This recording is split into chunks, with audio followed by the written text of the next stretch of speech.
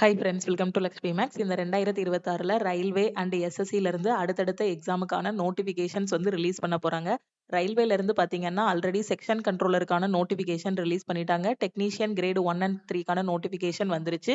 ஏஎல்பிக்கான நோட்டிஃபிகேஷனும் release பண்ணி அதுக்கான online அப்ளிகேஷனும் complete ஆகிருச்சு.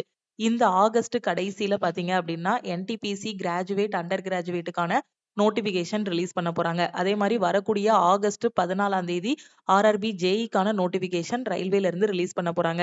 அதே மாதிரி இன்னைக்கு பாத்தீங்கன்னா ரயில்வேல இருந்து இந்த வருஷம் ஆர்ஆர்பி குரூப் டிக்கு 30,000 வேகன்சிஸ் வந்து ரிலீஸ் பண்ண போறதா நமக்கு வந்து ஒரு அனௌன்ஸ்மெண்ட்டும் கொடுத்திருக்காங்க. குரூப் டியோட ஷார்ட் நோட்டீஸ் பாத்தீங்கன்னா உங்களுக்கு செப்டம்பர்ல ரிலீஸ் பண்ணுவாங்க. குரூப் டிக்கான நோட்டிஃபிகேஷன் வந்து டிசம்பர்ல ரிலீஸ் பண்ண போறாங்க. குரூப் டி எக்ஸாம் அப்ளை பண்றதுக்கு 10th பாஸ் பண்ணியிருந்தாலே இந்த எக்ஸாம் அப்ளை பண்ணலாம். என்டிபிசி அண்டர் கிராஜுவேட் அப்ளை பண்றதுக்கு 12th பாஸ் பண்ணியிருந்தாலே நீங்க வந்து அப்ளை பண்ணலாம். ஓகேவா? இப்போ டெக்னீஷியன் கிரேட் 1 அண்ட் 3க்கான ஆன்லைன் அப்ளிகேஷன் எல்லாமே கம்ப்ளீட் ஆகிருச்சு. ஸோ ஸ்டூடெண்ட்ஸும் பாத்தீங்கன்னா நம்ம ஆல் இன் ஒன் கோர்ஸ்ல செலக்ஷன் பேட்ச்ல வந்து டெக்னீஷியன் கிரேட் 1 அண்ட் 3க்கு வந்து படிச்சுட்டும் இருக்காங்க. அதே மாதிரி last week NTPC graduate under கிராஜுவேட்டுக்கான செலக்ஷன் பேட்சும் நம்ம வந்து ஸ்டார்ட் பண்ணியிருந்தோம். இந்த பேட்ச்ல இருக்க ஸ்டூடெண்ட்டும் வீக்லி பிளான் வந்து ஃபாலோ பண்ணிட்டு இருக்காங்க. ஸோ இப்போ ரயில்வேல பாத்தீங்கன்னா எவ்ரி இயர் என்னென்ன எக்ஸாம் அடுத்த வருஷம் கண்டக்ட் பண்ணுவோமோ அதுக்கு முந்தின வருஷமே நமக்கு கேலண்டர் மாதிரி ரிலீஸ் பண்ணிட்டு அதுக்கு அடுத்த வருஷத்துல பாத்தீங்க அப்படின்னா உங்களுக்கு அந்தந்த மந்த்ல நோட்டிபிகேஷன் ரிலீஸ் பண்ணி அதுக்கான ஆன்லைன் அப்ளிகேஷனும் நடந்துட்டு இருக்கு. எதுக்காக முந்தின வருஷமே உங்களுக்கு கேலண்டர் ரிலீஸ் பண்றாங்க அப்படின்னா ஒரு காம்படிட்டிவ் எக்ஸாமுக்கு ஒரு பிகினர் இருக்கிறாங்க அப்படின்னா டைரக்டா அப்ளை பண்ணி முடிச்ச அடுத்த நாளே எக்ஸாம் எழுதி வந்து என்ன பண்ண முடியாது, போஸ்டிங் வாங்க முடியாது. இங்க சிலபஸ் வந்து இருக்கு. ரயில்வே பொறுத்த வரைக்கும் maths, reasoning, science, general awareness இதுல இருந்து கொஸ்டின் கேட்பாங்க. மேக்ஸ்ல ஒரு 15 டாபிக் வரும். ரீசனிங்ல ஒரு 15 டாபிக். சயின்ஸ பொறுத்த வரைக்கும் பிசிக்ஸ், கெமிஸ்ட்ரி, பயாலஜி கவர் பண்ணணும்.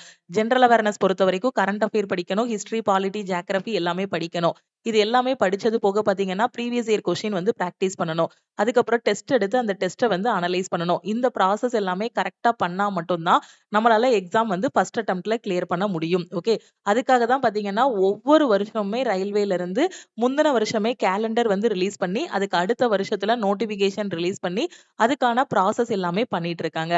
இதே மாதிரி எஸ்எஸ்சில இருந்து பாத்தீங்க அப்படின்னா அடுத்து எஸ்எஸ்சி சிஹெச்எஸ்எல்லுக்கான நோட்டிபிகேஷன் ரிலீஸ் பண்ணுவாங்க. எஸ்எஸ்சி எம்டிஎஸ்க்கான நோட்டிபிகேஷனும் ரிலீஸ் பண்ணிடுவாங்க. ஆல்ரெடி எஸ்எஸ்சி சிஜிஎலோட ஆன்லைன் அப்ளிகேஷன் வந்து கம்ப்ளீட் ஆகிருச்சு. இந்த எஸ்எஸ்சி சிஹெச்எஸ்எல் அப்ளை பண்றதுக்கு நீங்க 12th பாஸ் பண்ணியிருந்தாலே சிஹெச்எஸ்எல் எக்ஸாம் வந்து அப்ளை பண்ணலாம். அதே மாதிரி எஸ்எஸ்சி எம்டிஎஸ் அப்ளை பண்றதுக்கு 10th பாஸ் பண்ணியிருந்தாலே எம்டிஎஸ் வந்து அப்ளை பண்ணலாம். எஸ்எஸ்சி நடத்தக்கூடிய ஈஸியான எக்ஸாம்ல ஒண்ணு எது அப்படின்னா எம்டிஎஸ். இந்த எம்டிஎஸ்க்கு பாத்தீங்கன்னா நீங்க ஒரே ஒரு எக்ஸாம் தான் எழுதுவீங்க. அதுல உங்களுக்கு 2 போஸ்ட் வந்து இருக்கும். ஒன்னு வந்து எம்டிஎஸ் ஆவும் செலக்ட் ஆகலாம். இன்னொன்னு வந்து நீங்க ஹவல்தாராவும் செலக்ட் ஆகலாம். இந்த எம்டிஎஸ் பொறுத்த வரைக்கும் மேக்ஸ், ரீசனிங்ல ஜஸ்ட் குவாலிஃபை ஆனா மட்டும் போதுமானது. இங்கிலீஷ்லயும் ஜெனரல் அவேர்னஸ்லயும் எடுக்கிற மார்க்கை வச்சு நீங்க எம்டிஎஸ் ஆவும் செலக்ட் ஆகலாம், ஹவல்தாராவும் உங்களுக்கு செலக்ட் ஆகுறதுக்கு வாய்ப்பு இருக்கு. ஒரே ஒரு எக்ஸாம் தான். சோ நீங்க வந்து 2 போஸ்ட்டுக்கு வந்து என்ன ஆகலாம், செலக்ட் ஆகலாம். உங்களுக்கு இப்ப மேக்ஸ் வரல மேம், எனக்கு ரீசனிங் வரல, நான் இங்கிலீஷும் ஜெனரல் அவேர்னஸும் படிச்சிருவேங்கிற ஸ்டூடெண்ட் நீங்க எம்டிஎஸ் எக்ஸாம் வந்து அப்ளை பண்ணலாம். அதே மாதிரி ரயில்வே நடத்தக்கூடிய ஈஸியான எக்ஸாம்ல ஒண்ணு எது அப்படின்னா குரூப் டி.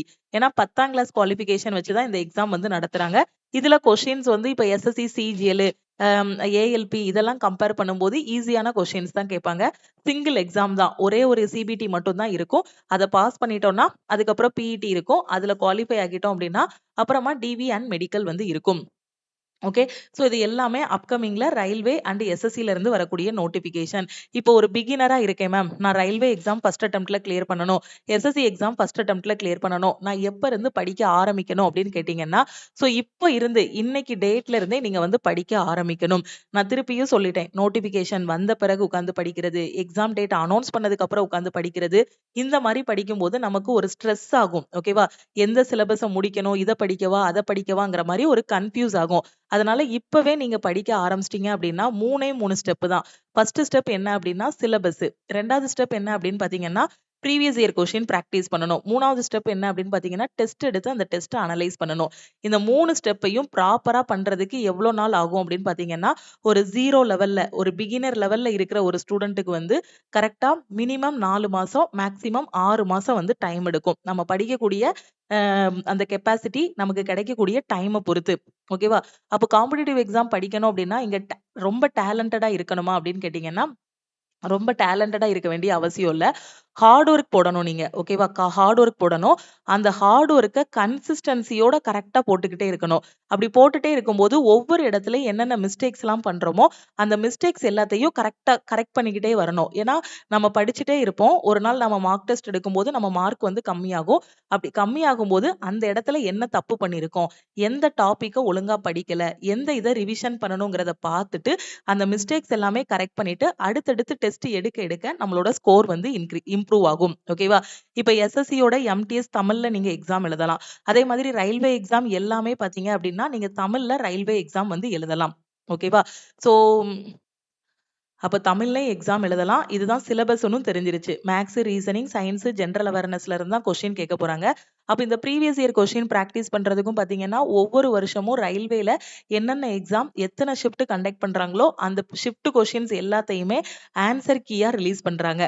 ஓகேவா? ஸோ இந்த ஷிஃப்ட் கொஸ்டின்ஸ் எல்லாத்தையும் நல்லா படிச்சிட்டீங்க அப்படின்னாலே, இந்த ப்ரீவியஸ் இயர் கொஸ்டின்ஸ் எல்லாத்தையும் ரிப்பீட்டடா பிராக்டிஸ் பண்ணிட்டீங்கனாலே, உங்களுக்கு ரயில்வே எக்ஸாம் பத்தின ஒரு ஐடியாவும் கிடைச்சிரும். இவங்க இப்படிதான் கொஸ்டின் கேட்கறாங்க. என்னால 90 பிளஸ் வந்து ஸ்கோர் பண்ண முடியும் அப்படிங்கக்கூடிய ஒரு கான்ஃபிடென்ட்டும் உங்களுக்கு வந்து கிடைச்சிரும். ஓகேவா? அப்ப நான் பிகினரா இருக்கேன் மேம். என் கையில எந்த புக்ஸுமே இல்ல. மெட்டீரியல்ஸுமே இல்ல.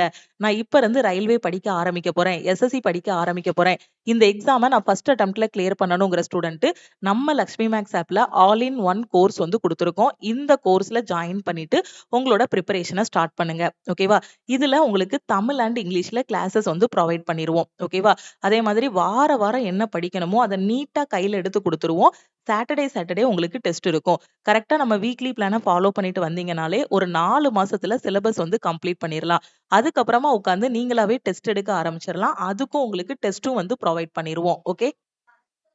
ஸோ அது மாரி ஆகஸ்ட்ல நான் சொல்லிட்டேன். என்டிபிசிக்கான நோட்டிஃபிகேஷனும் உங்களுக்கு ரிலீஸ் பண்ண போறாங்க. ஆல் இன் ஒன் கோர்ஸ்ல எல்லாமே பெர்ஃபெக்ட்டா குடுத்துருக்கோம். ஆல் இன் ஒன் கோர்ஸோட ஃபீஸ் வந்து 2500 ஓகேவா? ஸோ உங்களுக்கு 2 டேஸ் ஆஃபர் வந்து அனௌன்ஸ் பண்ணியிருக்கோம். இன்னைக்கும், நாளைக்கும் 9/8/2026 வரைக்கும் நம்ம லக்ஷ்மி மேக்ஸ் ஆப்ல இருக்கக்கூடிய எல்லா கோர்ஸஸ்க்குமே ஆஃபர் வந்து அனௌன்ஸ் பண்ணியிருக்கோம். அப்கமிங்ல வரக்கூடிய ரயில்வேல என்ன எக்ஸாமா இருந்தாலும் சரி, எஸ்எஸ்சில நீங்க எந்த எக்ஸாம் படிச்சாலும் சரி, ஆல் இன் ஒன் கோர்ஸ்ல ஜாயின் பண்ணிட்டீங்கன்னா, எல்லா எக்ஸாமுமே கவர் ஆகிரும். 50க்கும் மேற்பட்ட சென்ட்ரல் கவர்ன்மெண்ட் எக்ஸாம்ஸ் எல்லாமே ஃபர்ஸ்ட் அட்டெம்ப்ட்ல கிளியர் பண்ற மாதிரி இதுல கிளாஸஸ் வந்து குடுத்திருப்போம்.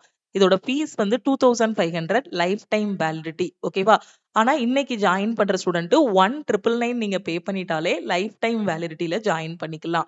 1 இயர் வேலிடிட்டில ஆல் இன் ஒன்ல ஜாயின் பண்ற ஸ்டூடண்ட் 1499 பே பண்ணி நீங்க ஜாயின் பண்ணிக்கலாம். இப்ப நான் சொன்னதுல எந்த எக்ஸாம் நீங்க அப்ளை பண்ணாலும் சரி, ஆல் இன் ஒன் கோர்ஸே ஃபாலோ பண்ணிக்கலாம். உதாரணமா சொல்லப்போனா எஸ்எஸ்சிக்கு கீழ வரக்கூடிய எக்ஸாம், ரயில்வேக்கு கீழ வரக்கூடிய எக்ஸாம், பேங்க் பிஓ அண்ட் கிளர்க்ன்னு எல்லாமே இதிலே ப்ரொவைட் பண்ணிருவோம். தனித்தனி பேட்சஸா குடுத்திருப்போம். வீக்லி பிளான், வீக்லி டெஸ்ட் இதிலே குடுத்துருவோம். அதே மாதிரி கரண்ட் அஃபேருக்கான பிடிஎஃப் கோர்ஸ். இப்ப நடந்துட்டு இருக்கக்கூடிய குரூப் டி எடுத்துக்கோங்க. கரண்ட் அஃபேருக்கு எவ்ளோ வெயிட்டேஜ் இருக்கு? எஸ்எஸ்சி போங்க கரண்ட் அஃபேருக்கு வெயிட்டேஜ். பேங்கிங் போனாலும் சரி, ஜெனரல் அவேர்னஸ்னாலே கரண்ட் அஃபேர் தான். இந்த கரண்ட் அஃபேர்ல நான் ஃபுல் மார்க் வாங்கணும். டெய்லி பேசிஸ்ல கரண்ட் அஃபேர் படிச்சுட்டு, அதுக்கு டெஸ்ட் எடுக்கணுங்கிற ஸ்டூடண்ட் சிஏ கோர்ஸ்ல ஜாயின் பண்ணிக்கலாம். இதோட ஃபீஸ் வந்து 1000. இன்னைக்கு ஜாயின் பண்ற ஸ்டூடண்ட் 799 பே பண்ணிட்டீங்கனாலே லைஃப் டைம் வேலிடிட்டி இருக்கும். அதே இது கரண்ட் அஃபேருக்கு 1 இயர் வேலிடிட்டில ஜாயின் பண்ற ஸ்டூடண்ட் 499 பே பண்ணி ஜாயின் பண்ணிக்கலாம். மேத்ஸ் அண்ட் ரீசனிங்கான ஏ டு இசட் சீரிஸ்ல ஜாயின் பண்ற ஸ்டூடண்ட் 1199 பே பண்ணி ஜாயின் பண்ணிக்கலாம். எனக்கு ஜெனரல் அவேர்னஸ்லாம் நான் நல்லா பண்ணிருவேன் மேம். மேத்ஸ்லயும் ரீசனிங்லயும் தான் வீக்கா இருக்கேங்கிற ஸ்டூடண்ட் 1199 பே பண்ணி ஜாயின் பண்ணிக்கோங்க.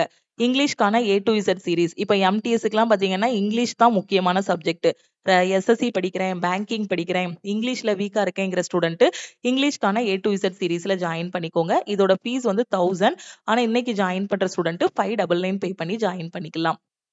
இதுதான் டீமோட வாட்ஸ்அப் நம்பர். இந்த நம்பர லக்ஷ்மி மேக்ஸ்ன்னு சேவ் பண்ணிட்டு, ஆல் இன் ஒன் அப்டின்னா, ஐ வாண்ட் ஆல் இன் ஒன்னு மெசேஜ் பண்ணுங்க இந்த நம்பருக்கு. அதே மாதிரி மேத்ஸ் கோர்ஸ் அப்டின்னா, ஐ வாண்ட் மேத்ஸ்ன்னு மெசேஜ் பண்ணுங்க. இன்னொரு முக்கியமான அனௌன்ஸ்மென்ட் என்னன்னா, இப்போ குரூப் டி எக்ஸாம் வந்து நடந்துட்டு இருக்கு. ஆகஸ்ட் 3ல இருந்து 6ஆம் தேதி வரைக்கும் ஃபர்ஸ்ட் பேஸ் வந்து கம்ப்ளீட் ஆகிருச்சு. அடுத்த பேஸ் வந்து பாத்தீங்கன்னா, நாளைக்கு ஆகஸ்ட் 9ல இருந்து ஸ்டார்ட் ஆகுது. இந்த முந்தின ஷிஃப்ட்ல கேட்ட குரூப் டியோட கொஸ்டின்ஸ் எல்லாமே எனக்கு வேணுங்கிற ஸ்டூடண்ட் இந்த நம்பருக்கு ஐ வாண்ட் ஷிஃப்ட் கொஸ்டின்னு மெசேஜ் பண்ணுங்க. ஓகே. ஷிஃப்ட் கொஸ்டின்ஸோட ஃபீஸ் வந்து 399. அதே மாதிரி குரூப் டிக்கு கரண்ட் அஃபேர்ல ஜாயின் பண்ற ஸ்டூடெண்ட் 199 பே பண்ணி நீங்க வந்து ஜாயின் பண்ணிக்கலாம். ஓகே. ஸோ இப்போ நீங்க பிகினரா இருக்கீங்க, அப்கமிங்ல வரக்கூடிய எக்ஸாம்ஸ் எல்லாமே எழுத போறீங்க அப்படின்னா ஆல் இன் ஒன் கோர்ஸ்ல ஜாயின் பண்ணிட்டு இப்பவே உங்களோட ப்ரிப்பரேஷனை ஸ்டார்ட் பண்ணுங்க. ஓகே. ஸோ இந்த ஆஃபர் பத்தின இன்ஃபர்மேஷனை உங்க ஃப்ரெண்ட்ஸுக்கும் ஷேர் பண்ணுங்க.